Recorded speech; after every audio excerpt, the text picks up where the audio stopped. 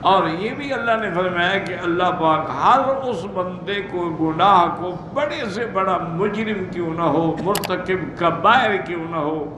ہلاک کرنے والے اس نے گناہ کیوں نہ ہو، وہ سب توبہ سے معاف کر دیں گے، صرف شرک معاف نہیں ہوگا۔ معنی یہ ہے کہ اگر اس کی شرک میں موت ہو گئی پھر اس کے لیے بخشش نہیں ہوگی۔ ان اللہ لا یغفر ان یشرک بہ ویغفر ما دون ذلک لمن یشاء۔ اللہ تبارک و تعالیٰ کے فیصلہ آئے کہ جو شرک کریں گے ان کو نہیں بخشا جائے، اور شرک کے علاوہ جتنے گناہ ہیں جس کو چاہیں اللہ تبارک و تعالیٰ اس کے گناہ معاف فرما دیں گے۔ تو اس لیے ہمیشہ کے لیے ایک مسئلہ دماغ میں بٹھا لیں کہ مرنے کے بعد جب میدان محشر میں ہم ہوں گے، اب کچھ لوگ تو وہ ہوں گے نا جو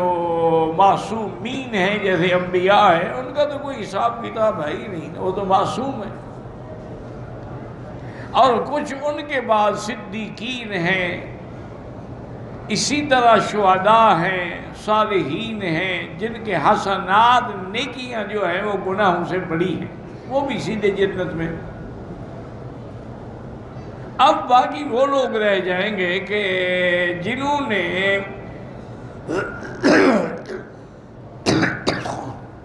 خلطوا عملا صالحا وآخر سیئا، کہ اچھے عمل بھی ہیں لیکن ساتھ بڑے بڑے گناہ بھی ہیں۔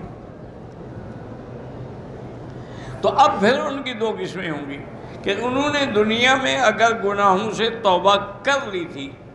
تو وہ بھی معاف ہو گئے، چونکہ التائب من الذنب کمن لا ذنب لہ، گویا کہ اس نے گناہ کیا ہی نہیں ہے۔ توبہ اتنی بڑی نعمت ہے۔ اچھا، کچھ لوگ ایسے ہوں گے کہ جنہوں نے بڑے بڑے گناہ کیے لیکن توبہ بھی نہیں کر سکے، توبہ یا موقع نہیں ملا یا کر نہیں سکے۔ جیسے خدا نہ کرے کوئی ڈاکو ہے، ڈاکہ مارنے کے لیے کہ گھر والے جاگ گئے، انہوں نے فائر کیا، مر گیا، اب کہاں توبہ کرے گا۔ بعض لوگ ایسے ہیں جیسے شرابی ہیں، وہ نشے میں ڈوبے ہوئے ہیں اور اسی نشے کی حالت میں وہ مر گیا، تو اس کو کہاں توبہ کی توفیق، وہ تو نشے میں پتہ ہی نہیں کہ میرا حال کیا ہے۔ اسی طرح خدا نہ کرے کوئی زنا کا گناہ کر رہا تھا اور اس عورت کا خاوند آ گیا، اس نے فائر کیا، دونوں مر گئے، ان کو کہاں توبہ کی توفیق ہوگی۔ تو اب ان کا مسئلہ جو ہے وہ یہ ہے، یاد رکھو کہ اللہ تعالیٰ اگر چاہیں تو ان کے ان بڑے گناہوں سے بھی نظر فرما کے معاف کر دیں اور جنت میں بھیج دیں، یا اللہ پھر یہ حکم جاری کریں گے کہ ان کو اتنے سال کے لیے قید بھیجا جائے، جہنم میں بھیجا جائے، اس کے بعد پھر ان کو نکال دیا جائے گا۔ تو بہرحال وہ ہر حال میں جہنم سے نکلیں گے،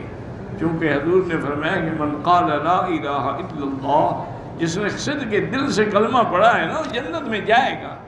اب چاہے سیدھا چلا جائے یا پھر رگڑا لگنے کے بعد جائے، لیکن جائے گا جنت میں ضرور۔ بعض لوگ جو ہیں وہ انبیاء کی شفاعت سے نکلیں گے، بعض لوگ جو ہیں وہ علماء کی شفاعت سے نکلیں گے،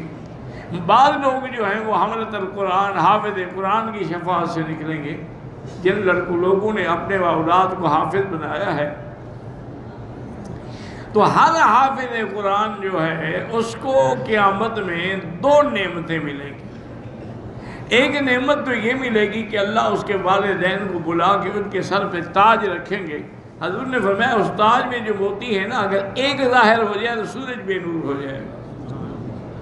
یہ ایک اعزاز، اور دوسرا یہ اعزاز ملے گا کہ یشفع فی اہلہ لمن وجبت لہم النار، اس کے خاندان میں سے جن کو جہنم کے پروانے مل چکے ہوں گے 10 آدمیوں کو چھڑا لے گا،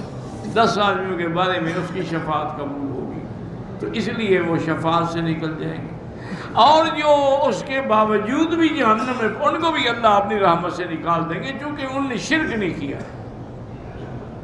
لیکن اگر کوئی بندہ شرک پہ مر جائے، ایک تو ہے نا جی جیسے کہ ابو جہل ہے، ابی لہب، وہ تو کٹے کافر مشرک ہے نا۔ ایک لوگ کچھ ایسے بھی ہوتے ہیں کہ بظاہر کلمہ پڑھتے ہیں لیکن شرک بھی کر رہے ہیں،